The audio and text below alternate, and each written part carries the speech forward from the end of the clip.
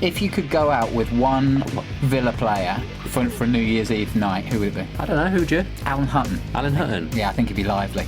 I mean, most of our local rivals, when they get anything against us, they seem to celebrate it like a win, which is not how I like to operate. It's quite a small time. But sure, but each to their own. Just a little prank there. No.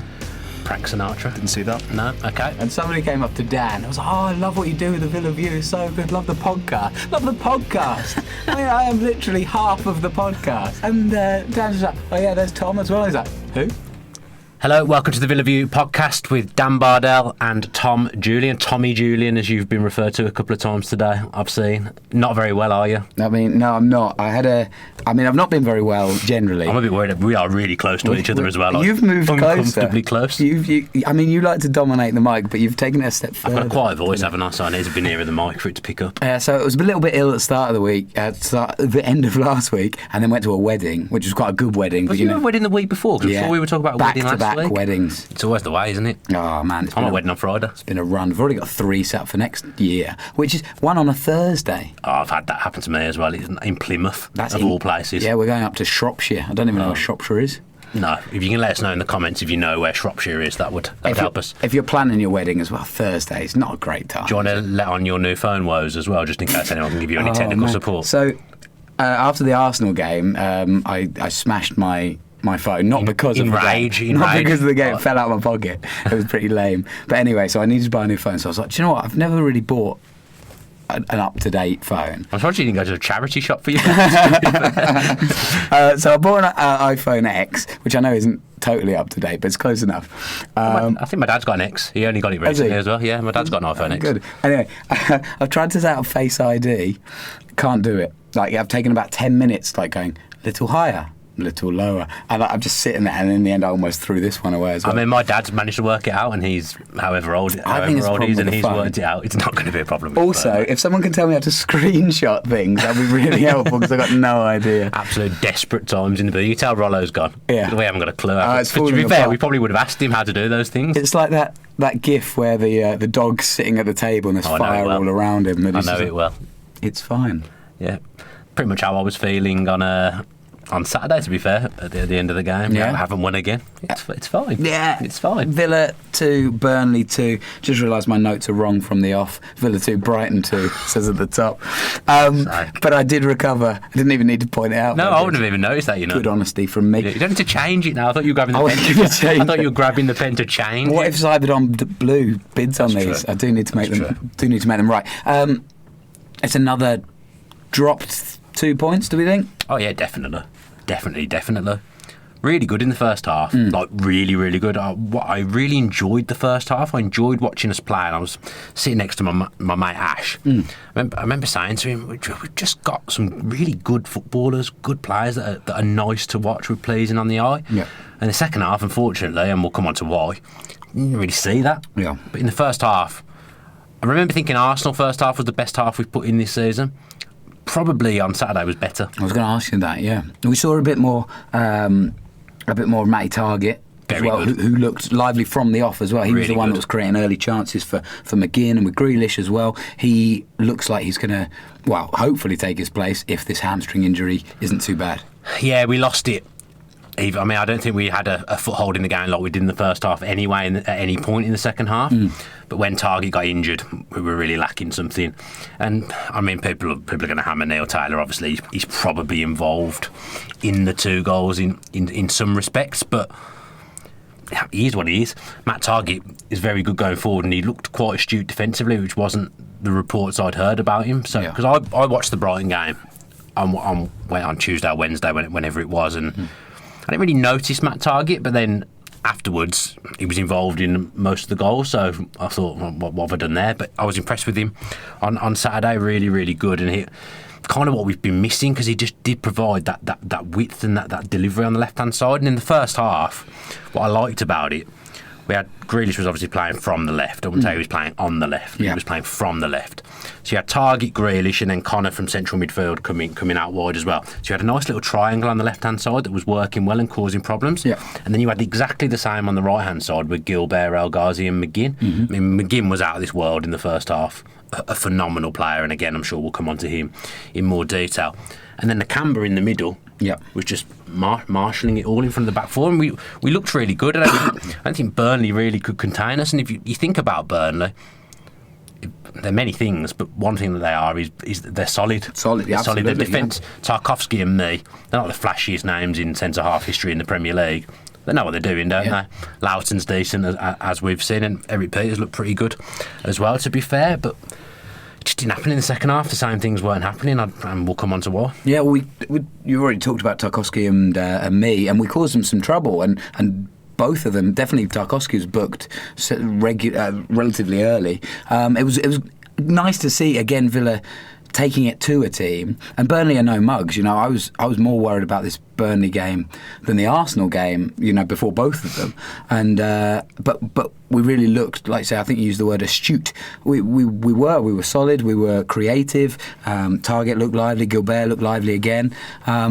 He's good as well, Gilbert. And I really like that if we've got two good fullbacks that are good at going forward, that kind of gives us an extra man, which is something that we've been missing a little bit in recent years. If you're playing Elmo and Neil Taylor, not to knock them too hard, because I know everybody does, and they've been both great servants to Villa. The Birmingham Mail's gone after Taylor a little bit. There's a couple of different stories. Dan Rollinson. Straight away. Day one Rollinson. But Matt Target does look lively. As I say, we don't know the extent of the hamstring injury as yet, but it's a slight worry that we've seen him twice and seen him go off. Both times with hamstring, I think, as well. Yeah.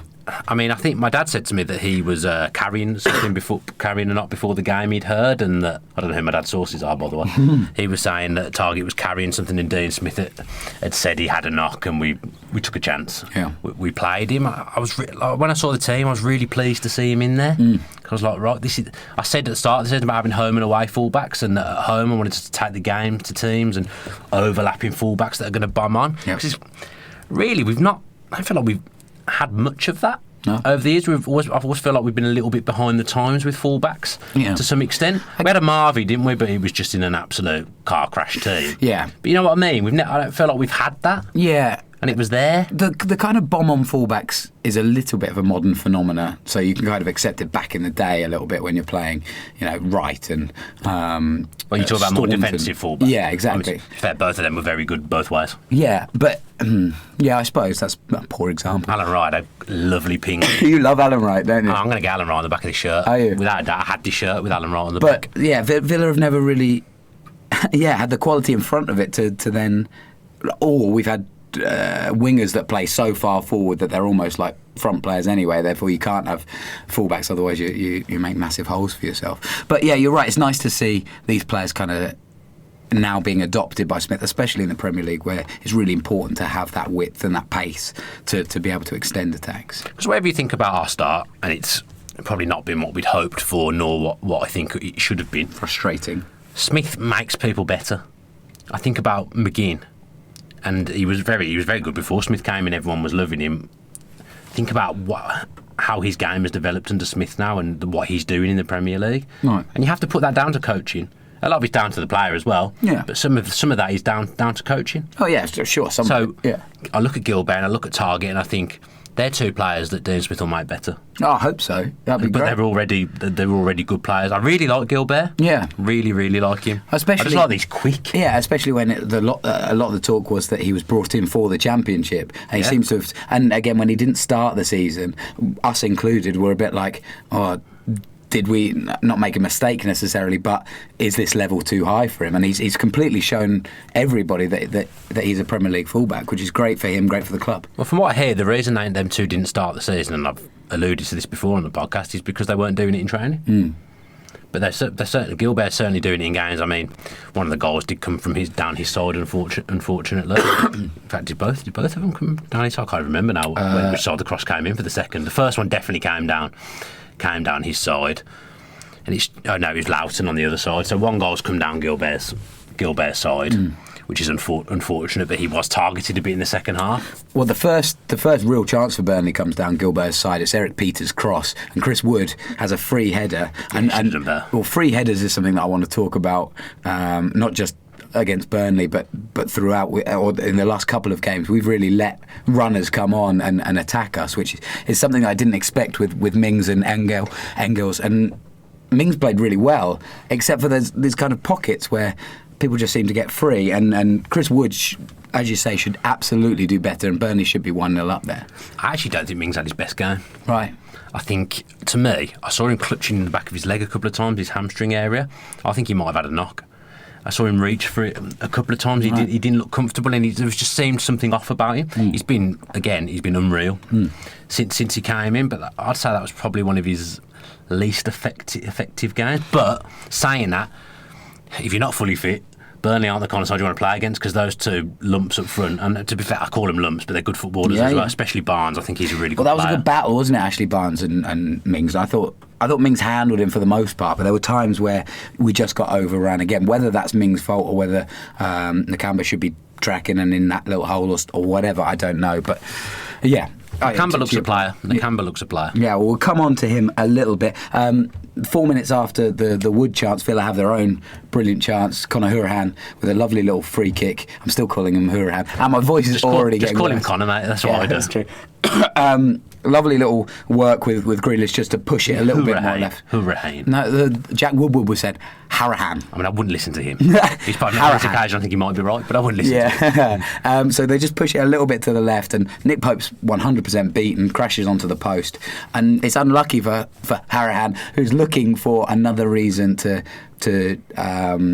prove to Smith that he's a Premier League player.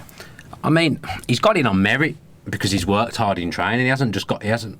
From his point of view, I'd say it's a good sign that he's got back in when most players are fit, or all players are fit. He's not got him because there's been an injury to McGinn or Grealish. He's got him because he's played his way into the team. So I'd say that's a positive sign.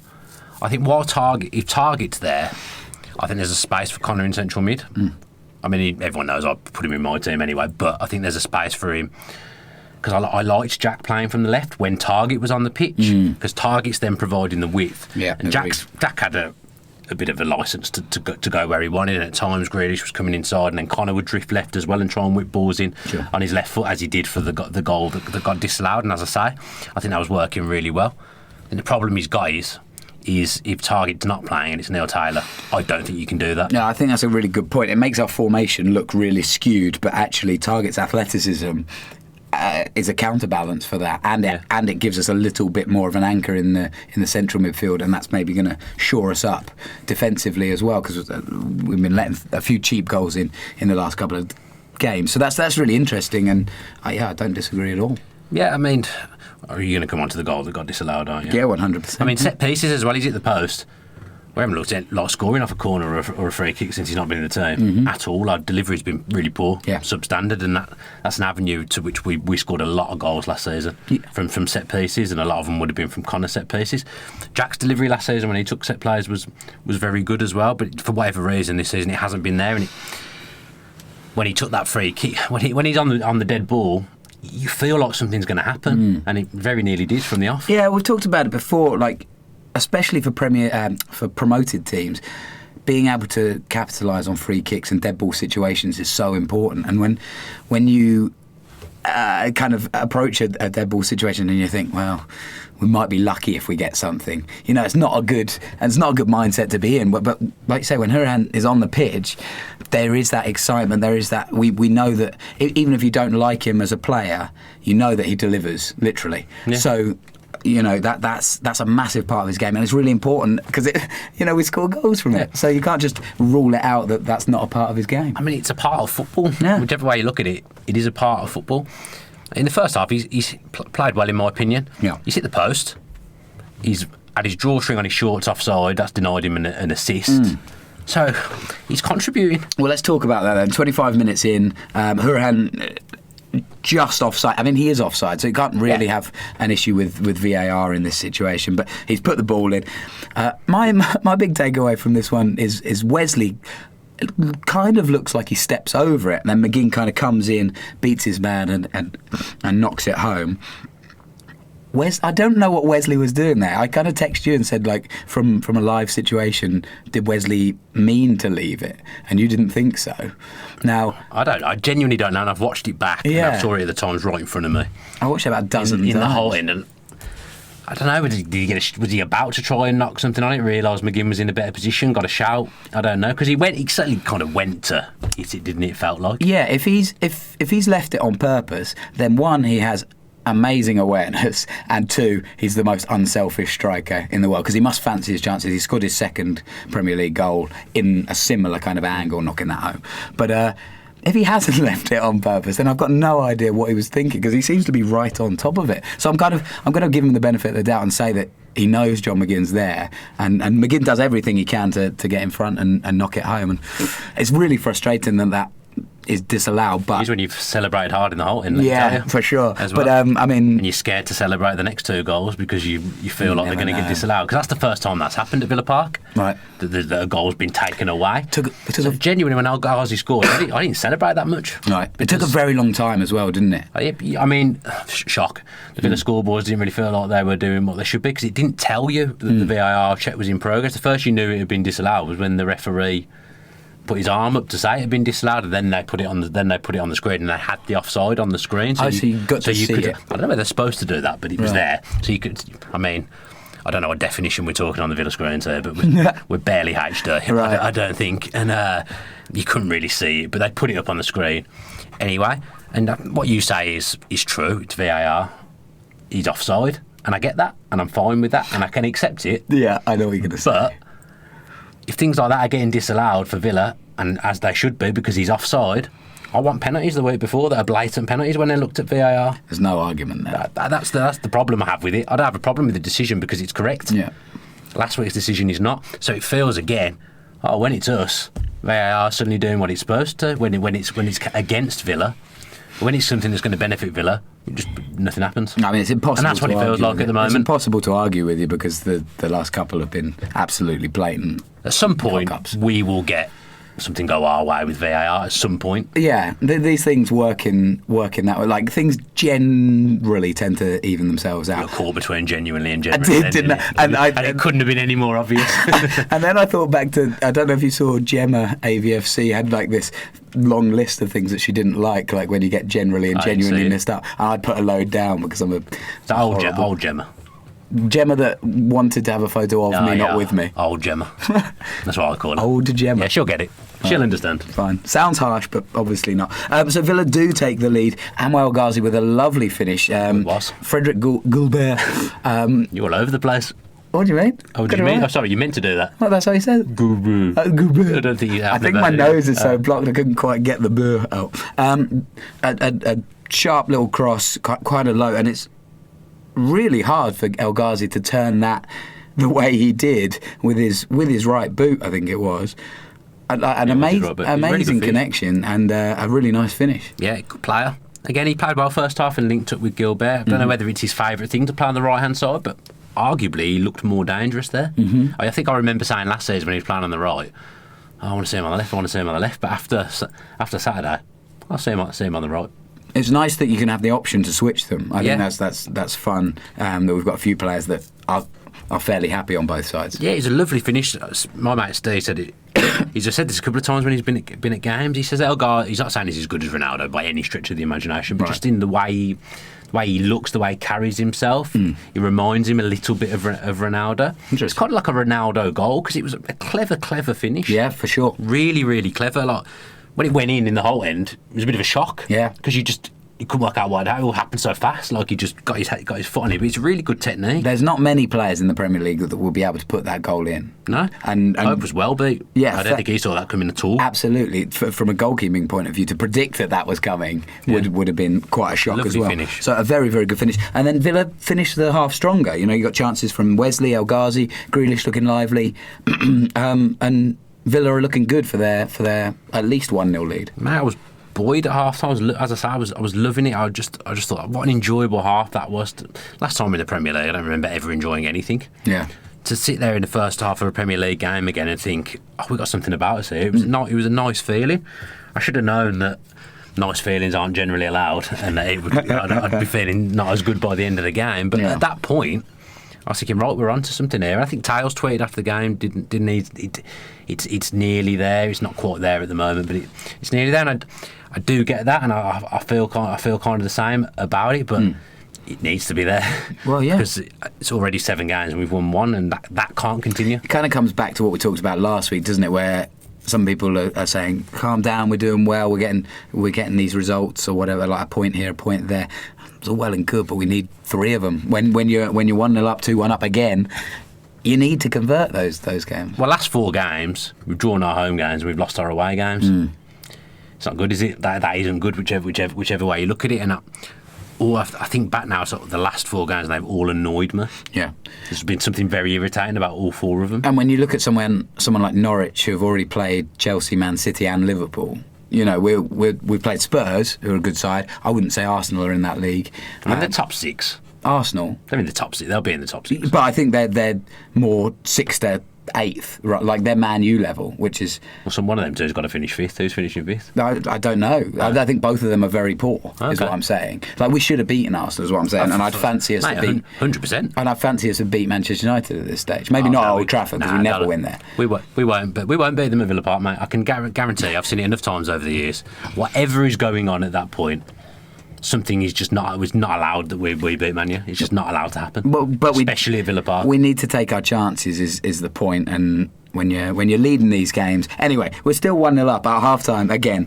There's a bit of a scare for Wesley. A weird moment where he goes down, kind of looks like he might be unconscious or he's got a neck issue or something, not moving at all. Gets up, starts playing again. Yeah, it was a bit weird. Like I don't know if there was any more clarity in the stadium than there was. How you've described it was exactly how it felt at the game. Very, very odd. And then Target, like we've talked about, leaves with a hamstring injury as well. Was that before we conceded? Was that? Yeah, it was before. Yeah, it was because Neil Taylor was involved. Yeah, that was a blow. That changed the game. It's not the sole reason we drew, but it changed the game certainly. I've got to give Burnley some credit. I actually quite like Burnley. I like what they're about. I think they know what their deficiencies are. They know what they're good at, and they stick to it. But it's not in like the old way Stoke used to be. They're just horrible. I don't really class Burnley in that same way. Yeah. I think fair play to them. They play to their strengths. Sean Dyche seems like a more affable chap than Pulis. Again, I like Sean Dyche as well. They reorganised at half time, and they sussed what Villa's game plan was. 4-3-3, didn't they? And that is good management. Mm-hmm. Whichever way you look at it, that is good management. They've sussed out what we're doing. They've nullified it, and also they've just given us something to think about. So they put Rodriguez on. So they had Wood operating centrally and had Barnes and Rodriguez around him. Barnes on the left-hand side. Kept finding himself on Gilbert, probably told to do that, I'm imagining. Kept drifting into Gilbert's area. And he's obviously just bigger than him. He's stronger than him. He's going to cause him trouble. They're direct. He's going to cause him trouble in the air. There was a scare before where he was on Gilbert and something happened. And in the end, their goal, it stemmed from Gilbert not being able to out-muscle Barnes and not being able to compete with him. So I think you look at it and sometimes you've got to say, Burnley have done well there. The manager's done well, and I think they did. Did Jack Cork come off because of just a formation change rather than a injury? Because I know he went down. He was one who was a walking card. Right. Again, I feel like he should have definitely been booked. It felt a little bit like the Billing in the Bournemouth game, in that how many chances does this guy get? Right. But then if I look at it logically, fair play to the referee in some ways, because, he was blown up when there was free kicks. He didn't seem like he wanted to book anyone. He was kind of not letting the game flow, that's the wrong word, because he was stopping it. But he wasn't card happy at all. He was letting things go for both. But Cork, it was like 4 or 5 times. Right. And when that happens, you should be getting carded. Yeah. So again, it feels like he came off at half time as a protection. If that's what they're doing anyway with the formation, they want to change it. It would make sense that he's the one that comes off, because he was the one who was looking like he was a walking card. Yeah, it was former West Brom man Jay Rodriguez, wasn't it? Who of all the people, and you just knew it, didn't you? And a smart header from Rodriguez again. It's a bit messy in the build-up. El Ghazi goes down, the crosser McNeil goes down as well, but manages. Peters put the ball in, I think. No, I think it was McNeil. I think it was Peters. We're going to disagree. I'm almost certain it was Peters. All right, we'll have a look at it later. Let us know in the comments. But yeah, again, another strong header from Jay Rodriguez, not picked up, and it's a good header. There's nothing Heaton can do about that. It's a free header, which is poor. Once a free header's happened once as well, you don't expect it to happen again, and it's happened twice to us. So whichever way you look at it, it's bad. I keep saying that, whichever way you look at it. It's bad defending for both goals, I think. Annoying. I mean, he wasn't booed really either, but he still felt the need to do that to the whole end when I don't think they'd given him any stick. I think I felt like there was booze on the TV. Like maybe they piped him in on. No, I didn't really hear any, and I was in the whole tent. Yeah. So it didn't feel like he was getting dogs abuse or anything like that. No, it wasn't. It wasn't like raucous. It wasn't. No. Like, I don't know. I mean, he's done what he's done, hasn't he? But he just. And he swore then. Why not? Idiot. Why not? Idiot. I just don't like him. Don't like him. Like a gypsy. I just don't like him. Okay, excellent. He's cheated us. Yeah, that's true. Last season, so I don't like him because of that. Yeah, and they're giving it the big one in front of the whole end. Yeah, but I mean, if it was the other way around, you'd do it too. I mean, I've just given Burnley a bucket load of respect. I'm about to go against that now. Give it a big one to the whole end. You play for Burnley and West Brom. Let's get some perspective there. Let's calm down, Jay Rodriguez. Yeah. And you look like a gypsy. You really want to hit that point home, don't you? He does. I mean, I don't like him. Sure. Don't like him. You've made that plaintively clear. All right, let's move on. Grealish, 73 minutes, could give Villa the lead again. Blazes it over the bar. Possibly either should do better with a shot or lay it off to Trezeguet. I think he should lay it off. Acres of space. And the annoying thing with Jack there is, I feel like in that game there was one, I think, and in other games he says there's been times where I've wanted him to shoot and he's passed, and then the time he wanted to pass, he shoots. Yeah, I mean, that kind of sums up our start to the season a little bit. I don't fully slate him for shooting because the style of shot there. Yeah, it's just a bit wild, doesn't it? Yeah, it's gone central as well, so it doesn't feel like that's ever going to go in. Pope's got it covered. Pope's a big guy. Yeah, for sure. The goalkeepers are all big, obviously, but Pope's particularly tall, I think. Yeah. Yeah, it's a bad decision from him, and you can see no. I think he's trying a bit too hard at the moment.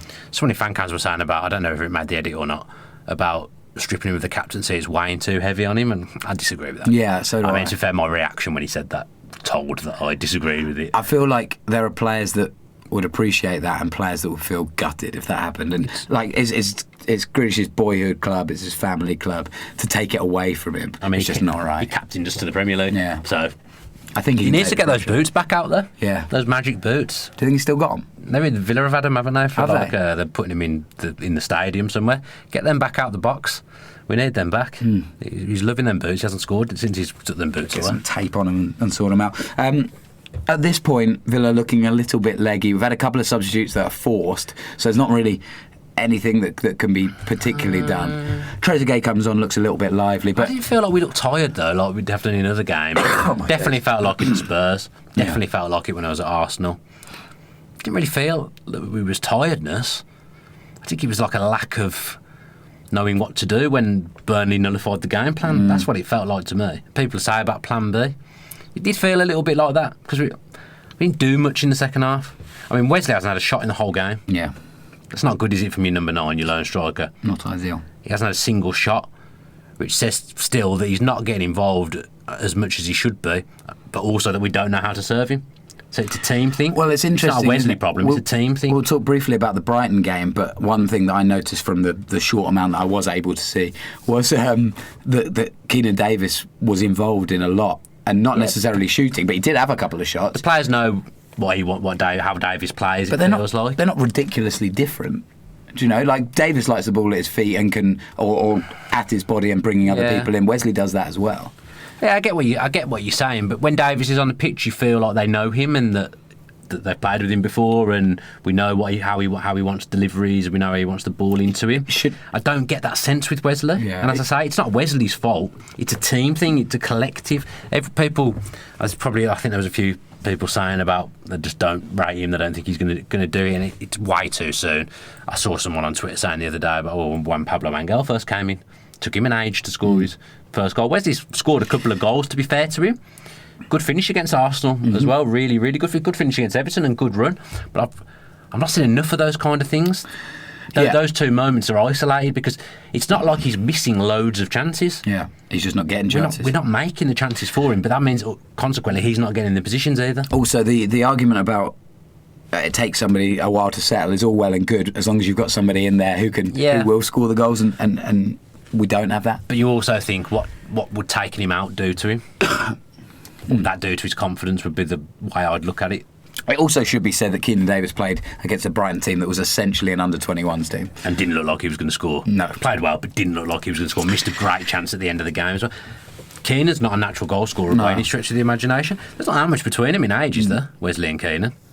No, I wouldn't have thought really? so. No. So they're both still learning their trade to true. an extent. That's true. Wesley's in a different country, playing the biggest stage. He's played Champions League, but playing the biggest league stage he's played in. There's a big difference between playing in the Belgian league and playing here. And he wasn't prolific in the Belgian league, and we said that when we signed him. We said we didn't know a lot about him, but you just looked at the cold hard stats.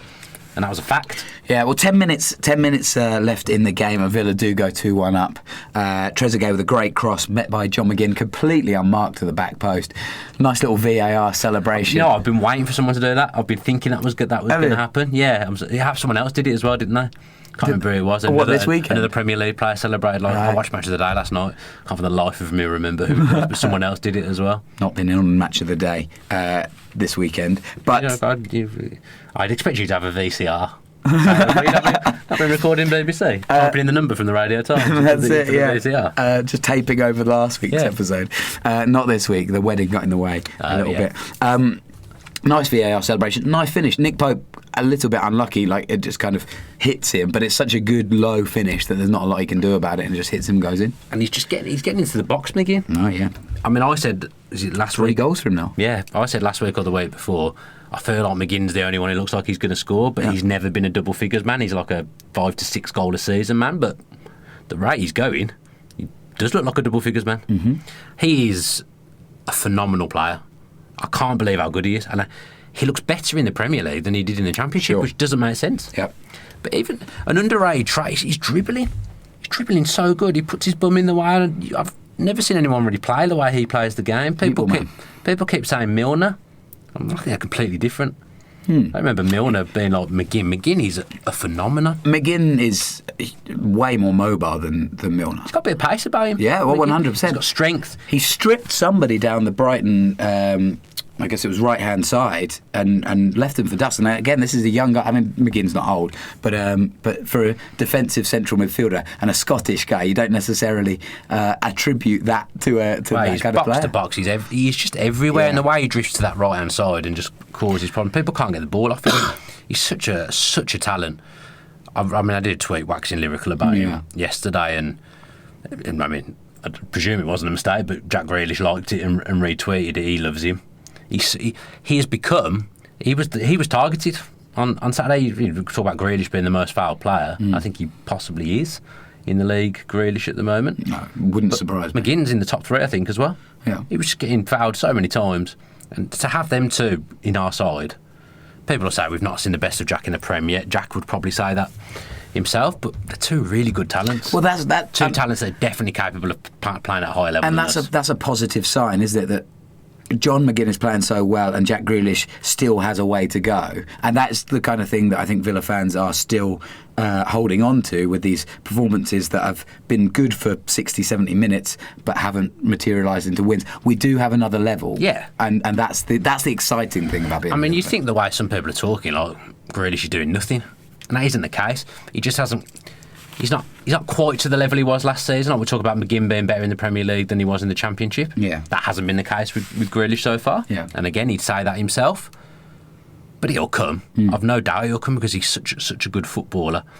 He just hasn't quite had the end product yet in the Premier League either, and that's what McGinn has had.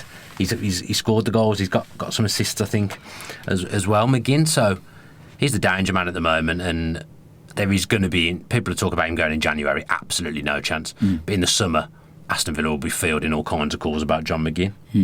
He's such a good player. Absolutely, and have arrested some because Scotland. There's no way they're getting to the Euros.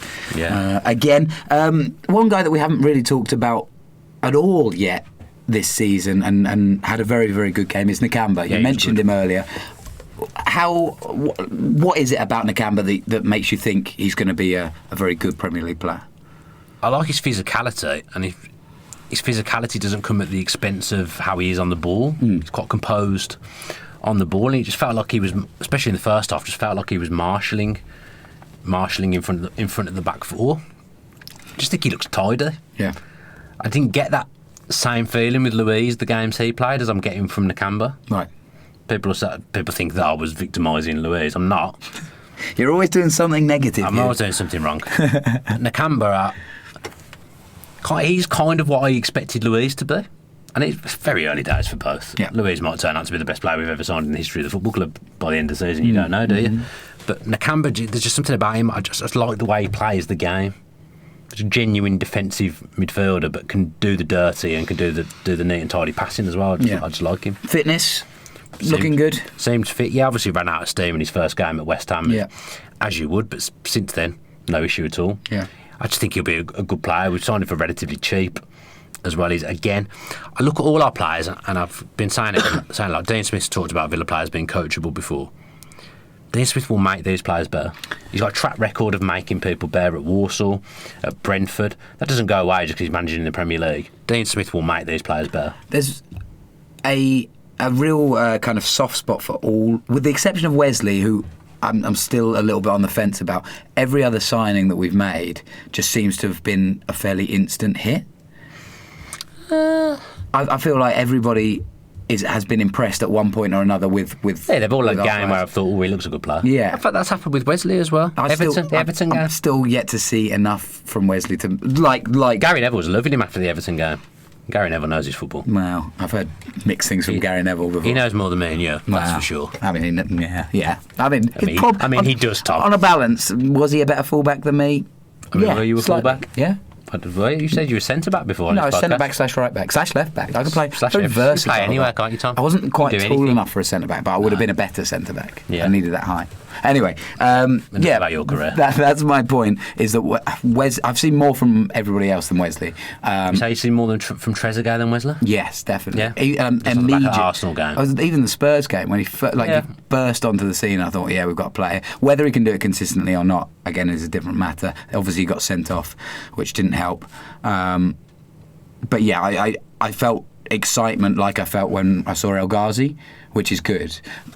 Wesley, I haven't got that love. Maybe it's a love more than a brain thing. But did you love Tammy? I can't remember if you loved Tammy or not. Are you like not immediately? No. But obviously by the end, we're missing him. 100%. We're missing goals, Yeah. and now he's doing so well he became one of my favourites because he scored so much and he loved the team so much. That wasn't my favourite on Saturday when I put him as my fantasy football captain and he didn't bag. Yeah. No.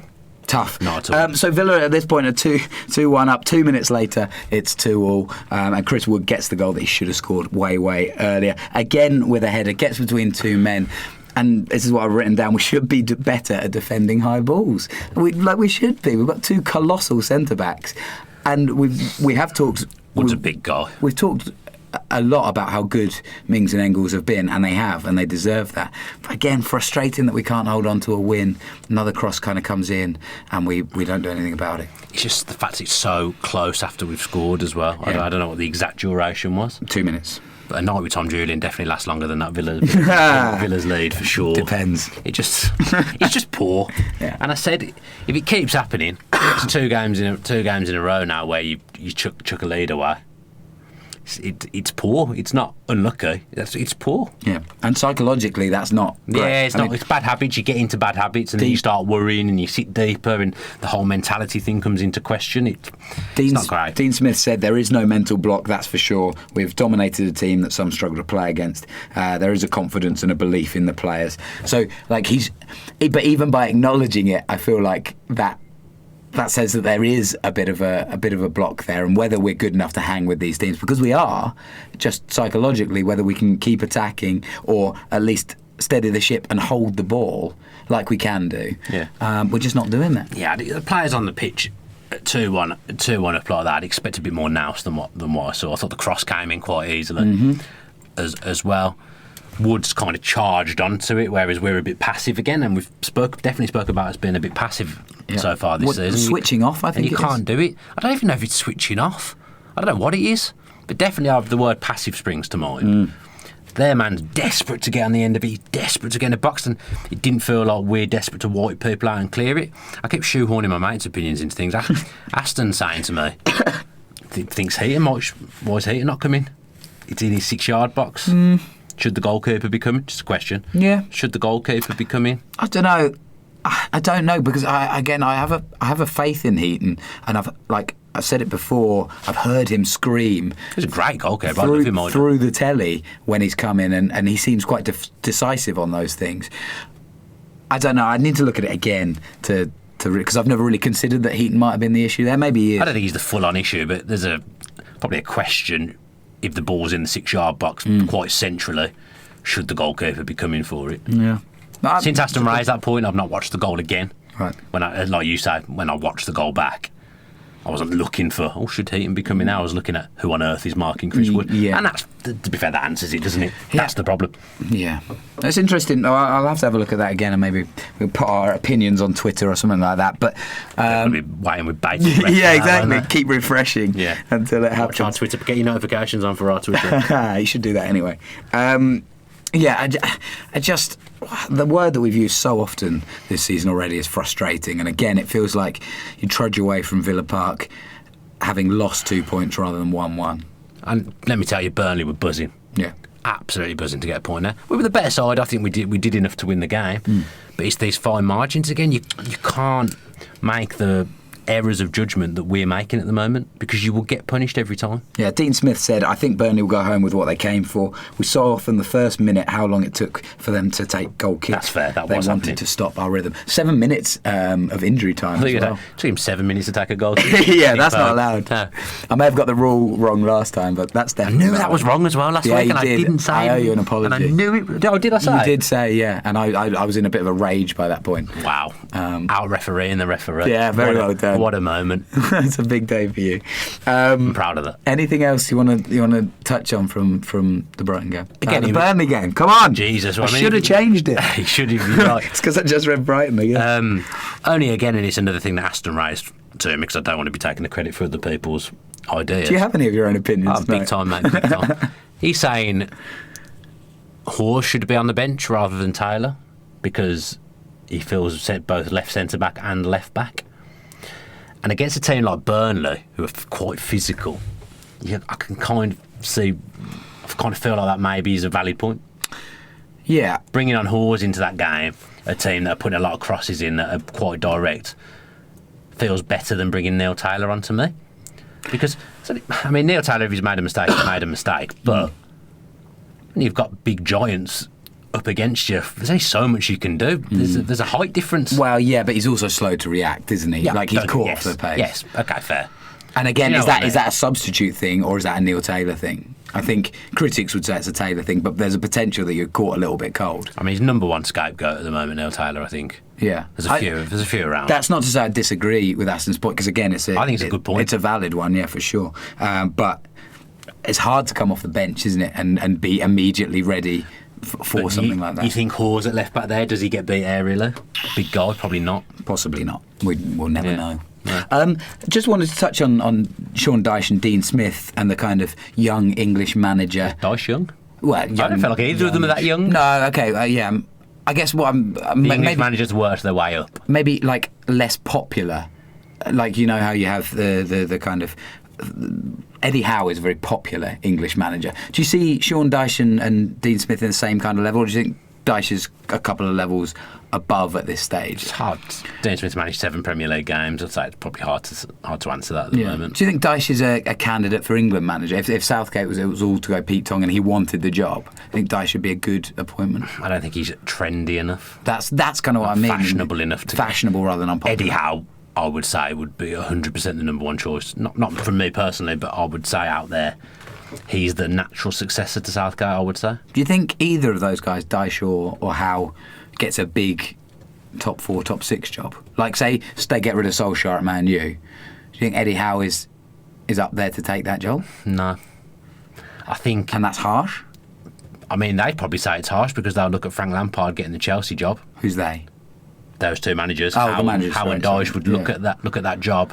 They've done a lot more in their managerial career than Frank Lampard, yet Frank Lampard's got a chance in the top 6. Sure. Solskjaer, probably the same, but that's not the reason they've got the jobs, is it? They've got the jobs because of who they are and that they've played. And maybe that's the problem. For that club. Eddie Howe, I think, is an Everton fan. Kind of feels to me at some point he'll end up managing them and that'll be his ceiling. He talked... Well, there was a lot of Everton... Dyche's been linked with Everton before as well. Yeah, I feel like Eddie Howe was linked with Arsenal for ages and then they went with Emery. I know for fact, and this is a fact, when we got... when Dimitri got the sack, right, and we ended up with Bruce, we went heavy on Dyche. Really? We wanted Dyche. very heavily. And were we anywhere near? I think we were quite close, and in the end we couldn't get it over the line, but we were heavy on Dyche. What might have been, eh? Yeah. What might have been. So Villa end up back into the relegation zone. Newcastle got a good pasting by Leicester. I mean, this sums the league up at the moment. Sorry to interrupt you. Wolves were beneath us. They've won one game. They're 13th. Oh, blimey. Having won one game of football this season. Yeah, so Villa and Newcastle are on 5. Watford, the strong man of the Premier League, on 2 at the moment. But yeah, what does that mean? The strong man, they're holding everyone else up. Nice. Yeah. Nice analogy. I've never heard that before. Thanks, mate. But you're absolutely right in that it's still pretty close.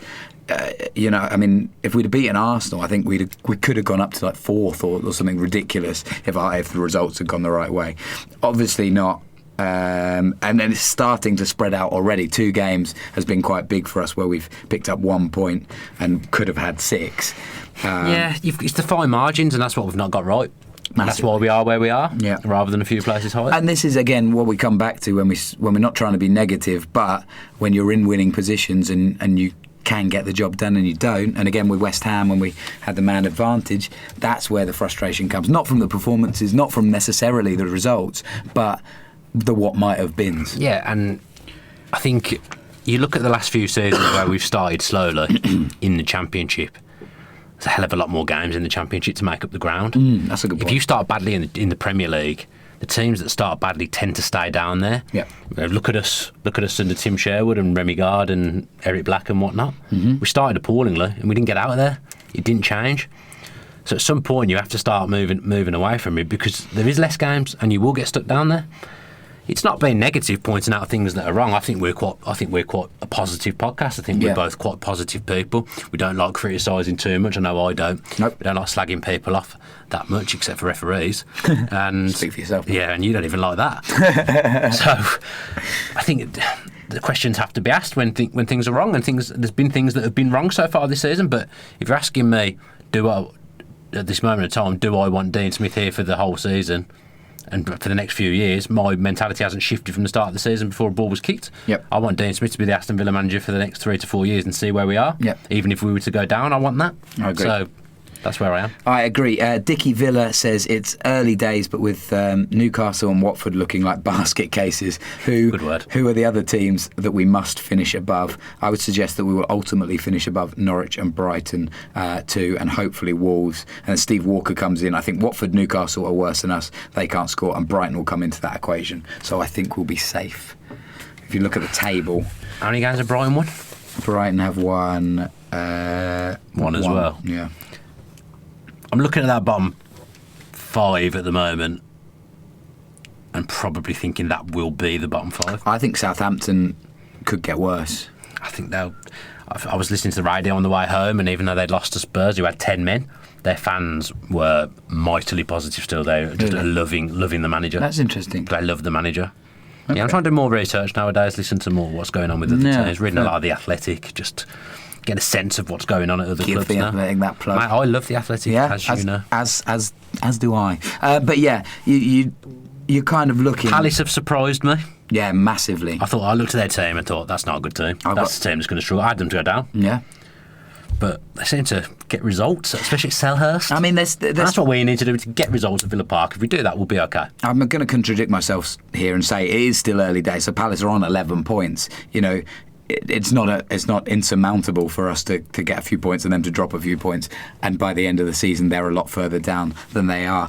I think it'd be interesting with Everton, because I think they've got a good team, but Marco Silva doesn't seem to be getting it done. So at one point or another, if they get a new manager in, they could improve significantly. But that'll be an interesting one to watch. Everton will not be down. I think there's again, for the bottom 8 from Sheffield United down, all of those teams have the potential to really struggle, maybe with the exception of Everton, and Wolves will probably be up above in the top echelons of the bottom half rather than the bottom. I still think, I'm not saying they'll go down at all, but I think the Europa League will play a factor in Wolves this season. And again, I don't think they'll be in a massive relegation dogfight, but I think there'll be periods where they're down near the bottom 3 Wolves. They didn't start off very well in the Europa League, did they? No, I don't know whether they've won a game yet in their group, actually.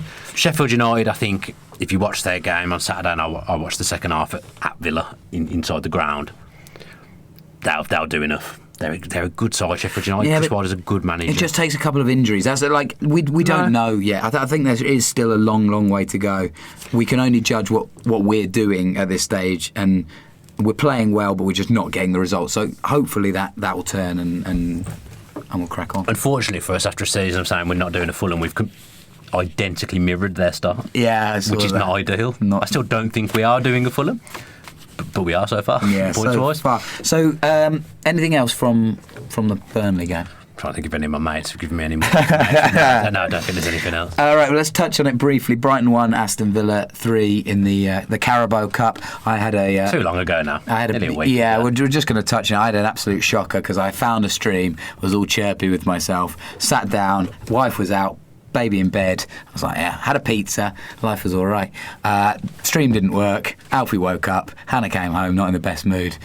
Pizza was fairly average. Oh, no. That is a bad night. I wouldn't be happy with that because that would have been the kind of thing I'd have looked forward to. Yeah, I'm a sad man. I look forward to those. I said to Angie every day at work, I was just like, it's really quite pathetic that how much I was looking forward to having my macaroni cheese at lunchtime last week. So that was the highlight of my day. That's miserable. I ended up watching a documentary called Last Breath about a deep sea diving engineer that his umbilical cord thing to the boat. Wait here gets cut off.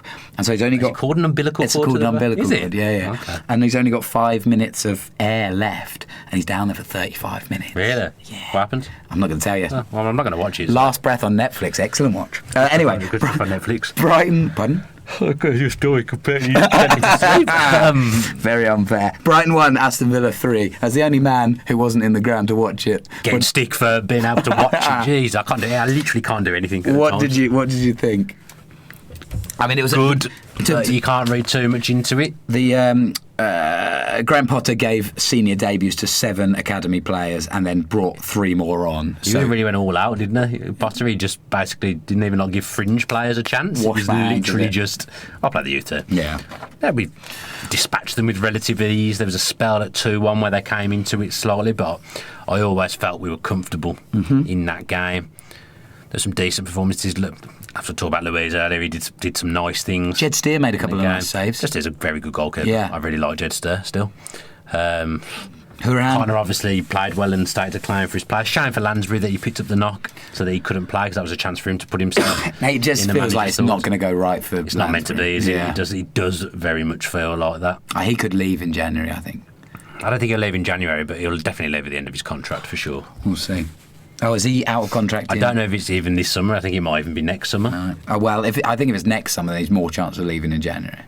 No? He's quite happy where he is. Really? He's quite satisfied being at Villa. He's on relatively big money, isn't he? Yeah. You only get that. You only get a short amount of career, though, don't you? I always think that, how happy was Carlo Cudicini just sitting on the bench making a ton of money? It was a really good goal. Could have been in the top 5. He was relatively happy because he then went and did the same thing at Spurs. Well, that was so weird. But yeah, obviously he's happy. But to me, I'd be itching. Jed Steer signed a new contract in the summer, knowing full well we're going to bring another goalkeeper in. Yeah, it's true. People do it. Only one goalkeeper can play. Again, I'm bigging up the Athletic, but did you see the Mark Bunn interview on the Athletic about what it's like being number 2? No. He wasn't even number 2 by the time he left. But yeah, it's an interesting read. At Cambridge United now. Yeah. Cambridge Mafia. Yeah, that phrase hasn't been said for a while. There was a Cambridge Mafia. Somebody lost their wedding ring in Cambridge the other day, and somebody tweeted me saying, "Can the Cambridge Mafia do anything about it?"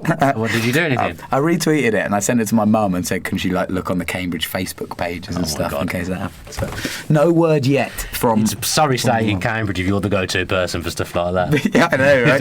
Me and Robbo. With as you know, I wasn't impressed with Cambridge when I was there. Yeah, it's lovely place, Cambridge. It's not for me. Anything else from the Brighton game? That was a very quick review. I know, but I think people don't care about it by this point. Yeah. Good, exciting draw. Wolves at home. That'd be a good game. Yes. Yeah.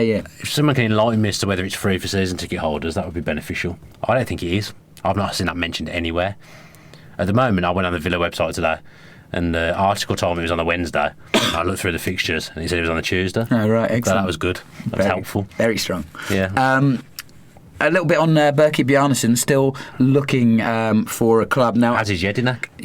Oh, really? Yeah, he hasn't got a clue. Again, a nice piece from him about him in the Athletic earlier in the week. Greg Evans just No, goes. that wasn't Greg. That was a Crystal Palace side, but Villa were touched on. Right. He comes across well. Yeah, in that interview. So Bjarnason's been linked with Derby County and Stoke, according to the Sunday People. I don't know how reliable that source of information is, but it seems a bit. I mean, it's weird that he hasn't found a club at all, especially again when it's when the Euros are coming up, and he would have fancied. I mean, himself he to be knows playing. he'll be in the Iceland team, whatever he does. He hasn't played. It doesn't matter. He would still be in the Iceland. Come on, I bet you would still be in the Iceland. Somebody's got to pick him up. But he's also been linked with Germany, but only Bundesliga Sevilla, I think. So. Yeah, funny one, Bjarnason. There was no place for him at Villa. No, no. No place for him at all. I mean, Lansbury's 7th choice or 6th choice? This is sixth what I choice. mean. Lansbury needs to go. So Bjarnason was beneath him in the pecking order, I would say. So there was no place for him. Done the right thing for Villa and him not being there, but he needs to get a club at some point. Speaking of people that got released, Glenn Whelan having a lovely time at Hearts and very popular with the Hearts fans as well, which is nice. You love to see it. Hutton hasn't been picked up either, but when I was at Soccer AM with Dolan, he was talking about basically retiring. Right. Yeah, so it's weird that people that played a lot for Villa last season, or were involved for Villa in the 18 a lot last season, no club. Yeah, it is weird, but because especially some of these players were very important players and could still do a job at a lot of different places. Yeah, like I think Hutton, it's a case of he settled in the area, and if he was to get an offer that he was commutable from the West Midlands, I believe he'd probably take it. Right. But he's coming to the end of his career. There was a piece with Gabby on Premier League World last week as well. He just said once I left Villa, it didn't feel fair going anywhere else because I wouldn't have had the same drive or love. I mean, some would argue he didn't have the same drive or love at the end of his time anyway, but that's a story for a different day. And it feels like a lot of players leave Villa and then just go nowhere. Yeah, interesting. Career killers. Wow, what a lovely note. I know. Anything else, Villa?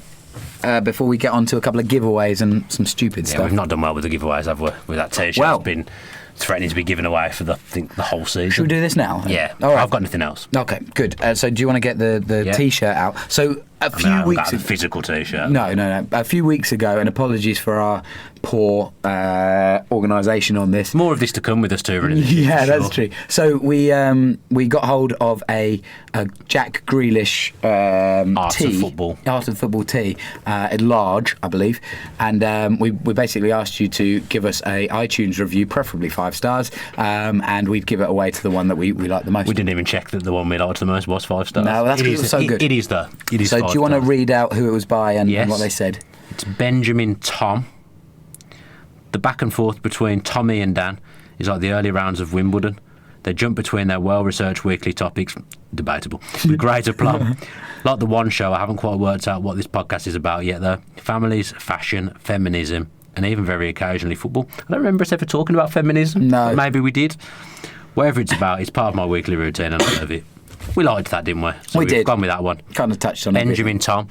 Get in touch with us in some way, Benjamin Tom. Yeah, so the only problem with iTunes reviews is that we don't have a like direct way of contacting you, Benjamin Tom. No. So please let us know who you are, and hopefully you're in the UK. Otherwise, it's going to get very expensive for Dan Rollinson, who still has the T-shirt, and will have to do the posting. He's agreed to do the posting, to be fair, hasn't he? So if he's going to Antarctica or something like that, he will have to post it because he's agreed to it. Unlucky. And then the next one. This is a good test for Benjamin Tom, actually.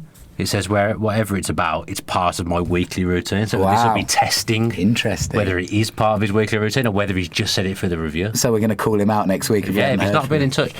Preferably by Twitter or Instagram are the best 2 ways. Yeah, so both of our DMs are open. You can get in touch with us, or you can just tweet at us or whatever. And we'll get that sorted. And the other one is from Flatback 4. So you'll probably have seen on Friday. That's a good name for it's not the same, but it's a good name for a furniture shop, Flatback 4. Oh, very good. That would be a good name for a furniture shop, wouldn't it? That's not what that is, it's Flatback 4, isn't it? Sure, Flatback 4. And on Twitter it's Flatback, and the A is the 4. There you go. Pardon? FLATB4CK is their Twitter handle. no one is getting that Twitter handle from what you've just said there. No one. Doesn't matter. Doesn't matter anyway. Great, well done. We'll put it up on our. It's up on our social anyway, isn't it? Anyway, Flatback 4 on Friday launched a new range of like their kind of legends hats. I think 6 or 7 different hats across different clubs. And with Aston Villa, they've gone for the Petrov, and it's a beautiful woolen hat, 100% vegan. Is it 100% vegan? Yes. It sits very well with me. Yeah. Sits very well with me. It's a lovely bit of kit. So they are now taking orders, and they've also decided today to give 10% to the Stan Petrov Foundation, obviously. Friend of the channel, Stan. Yeah, which is something that we can totally get behind. So we basically said, if you can give us a reason why Stan Petrov is such a legend that is befitting of a hat being named after him, we'll give this one away, courtesy of Flatback 4, and we've picked one. Yeah, and I notice I've had to do the screenshots because Tom doesn't know how to do a screenshot on his new phone. This is from Brenton W1971, so we can get in touch with Brenton ourselves. Yes, can't we? we'll do that. We'll do that. You'll do that. We'll leave that with you. Great. Well, you've got the hat. Yeah, sure. Unless we send it to Rollo to send off. When I think of Stan, I think of pride, courage and leadership, not just his role as Villa captain, but also his fight against illness, which inspired me during a time when my wife was ill with cancer. So Petrov is a great choice. We liked that. I mean, didn't it? We liked that a lot. That hits every nail on the head. Well done, Brenton. The hat will be winging its way to you. I'll get in touch with you and we'll sort out delivery and all that kind of stuff. Good chance to plug the Petrov interview.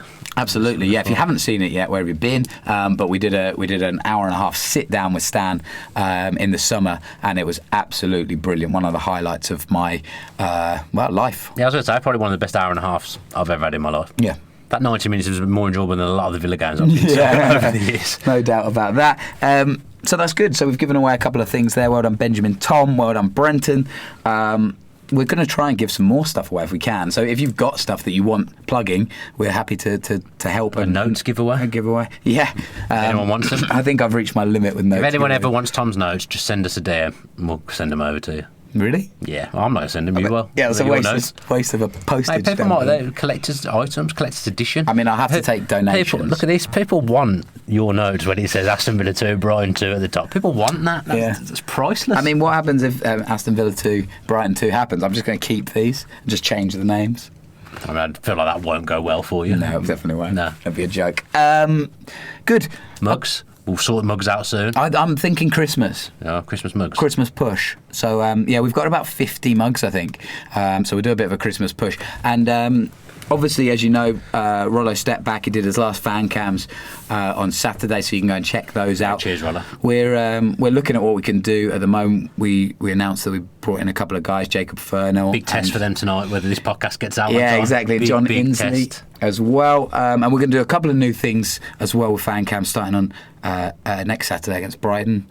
So next Saturday is about 3 weeks away. Next Saturday. 19th of October it is. Yeah. The international break. That's not next Saturday. Oh, is there an international break? That's 19 days away. Oh, I'm going as well. I'm just getting excited. I've already booked the wrong trains. No, I haven't really. Yeah, I mean, that wouldn't be a shock. I am going to be doing a match preview tomorrow with Jack Reeve from I mean, I'd have to do one. Talk Norwich City. No, I mean, you didn't bother last week, so I had to make sure. It wasn't a case of not bothering.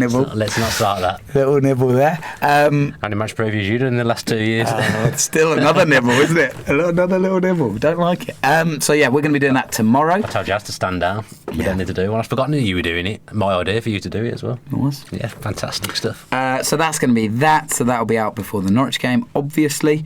That's it, isn't it? Not obviously. Hopefully. Well, the new regime. No, the new regime. We're going from strength to strength, aren't we? Yeah. Absolutely. Okay, that's it. Okay. Yeah, thank you. What happened to you at the end of the podcast? I'll do the outro because your voice is in trouble. Please. Yeah, thank you ever so much for watching the podcast. I feel like it's been a pretty strong one tonight. Felt good. Yeah. I thought we had a good chat about the Burnley game. You got a bit aggy towards the end there. Well, when you're getting criticised for things unfairly, it's a bit difficult, isn't it, Tom? Go on. Also, I'm getting a bit tetchy about getting back for the football on time. Yeah, it's all right for you. So thanks ever so much, as I say, for watching the podcast. If you have enjoyed it, give it a nice review on iTunes, and maybe at some point we'll give you a prize. Yeah. You have to leave your name on iTunes there. That was a lot of people's problems. Yeah, one guy just had a jumble of letters, and he would have been in contention. What can we do? But we couldn't even say his name. If you haven't checked out fan cams from the weekend, if you want to make yourself miserable, go back and look. That, as Tom says, he'll be doing the match preview with the Talk Norwich City guys on I'm going to be doing it tomorrow, probably out on Thursday, I guess. Good stuff. And yeah, that's it, isn't it? That's it. Good times. We'll see you next week for the podcast, certainly. That's it. Yeah. Up the Villa.